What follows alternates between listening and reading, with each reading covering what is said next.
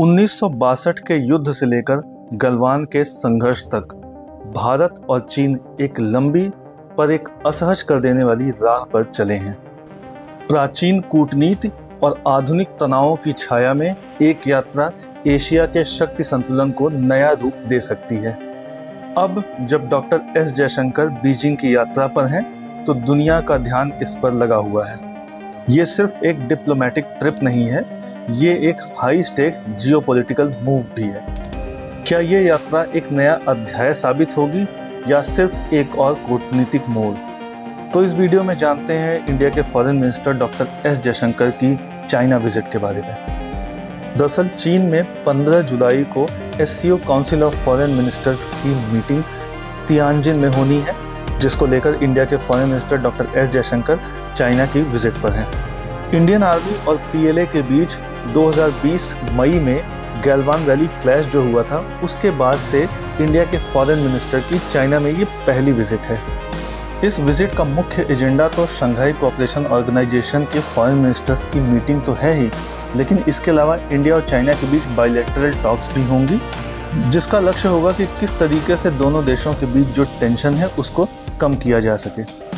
ये विजिट एक तरह का सिग्नल भी है कि किस तरीके से इंडिया और चाइना जो आपस के रिलेशन हैं, जो उसमें डेंट लगी हुई थी, उसको स्टेबलाइज करने की कोशिश कर रहे हैं। एससीओ की प्रेसिडेंसी इस वक्त चाइना के पास है और उसमें काउंसिल ऑफ फॉरेन मिनिस्टर्स की मीटिंग तियानजिन में होनी है, जिसको अटेंड करने के लिए इस वक्त वो चाइना की विजिट पर है।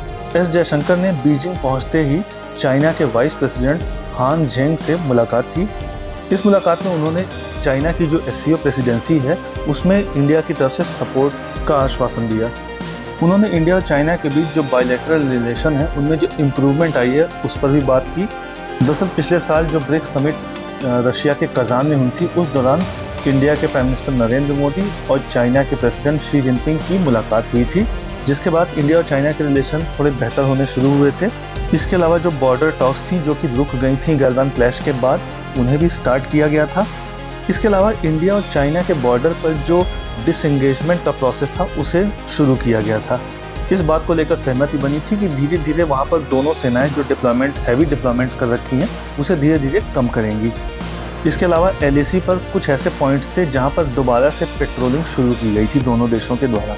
तो इंडिया के फॉरेन मिनिस्टर का इशारा इसी तरफ था, क्योंकि आपको याद होगा कि एक बार इंडिया के फॉरेन मिनिस्टर ने ये भी कहा था कि इंडिया और चाइना के जो रिलेशन है वो इस बात पर डिपेंड करेंगे कि एलएसी पर सिचुएशन कैसी है। तो इस तरीके से प्राइम मिनिस्टर मोदी और शी जिनपिंग के बीच जो मुलाकात हुई थी उसके बाद एलएसी पर सिचुएशन थोड़ी बेहतर होनी शुरू हुई थी। तो ऐसा हम मान सकते हैं कि इंडिया और चाइना के बीच रिलेशन भी धीरे धीरे बेहतर होने शुरू होंगे।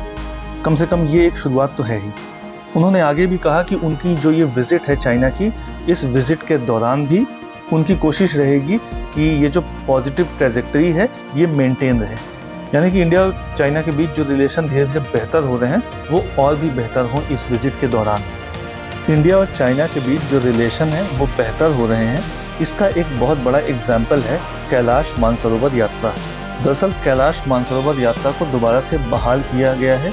इसी बात का जिक्र करते हुए डॉक्टर एस जयशंकर ने कहा कि ये जो कैलाश मानसरोवर यात्रा को बहाल किया गया है इसे इंडिया में काफ़ी सराहना मिली है, यानी एक तरह से उन्होंने चाइना को अप्रिशिएट किया। उन्होंने आगे कहा कि हमारे जो दोनों देश हैं इनके बीच जो रिलेशन है वो जितने ज़्यादा नॉर्मलाइज होंगे उतना ही म्यूचुअल बेनिफिशियल होगा हम दोनों के लिए, यानी कि ये जो रिलेशन अच्छे होंगे, ऐसा नहीं किसी एक देश को ही फ़ायदा होगा, दोनों ही देशों को फ़ायदा होगा।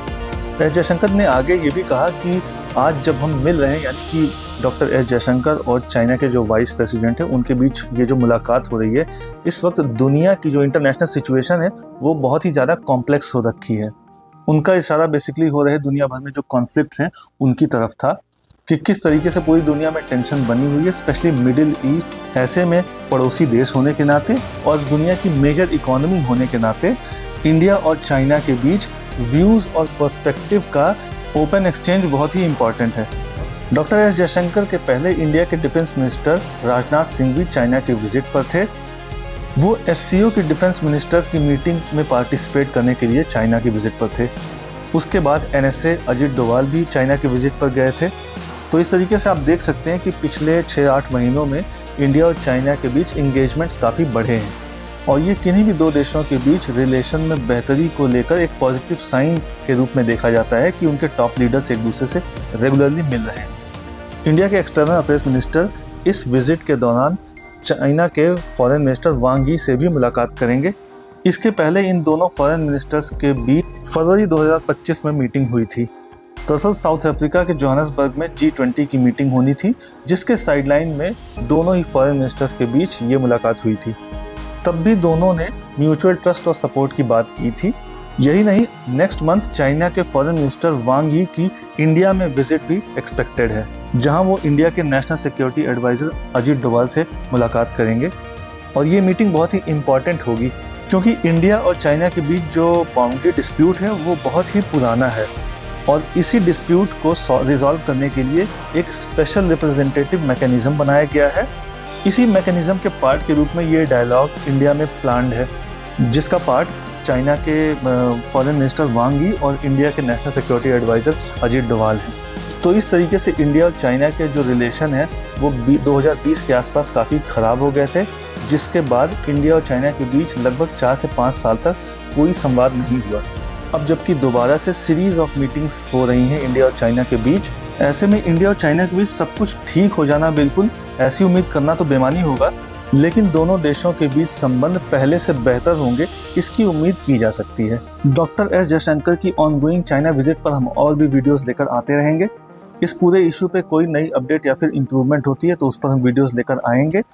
वीडियो अच्छी लगी हो तो लाइक करें। इसी तरह के और भी अपडेट जानने के लिए सब्सक्राइब करें एजलेसनेस।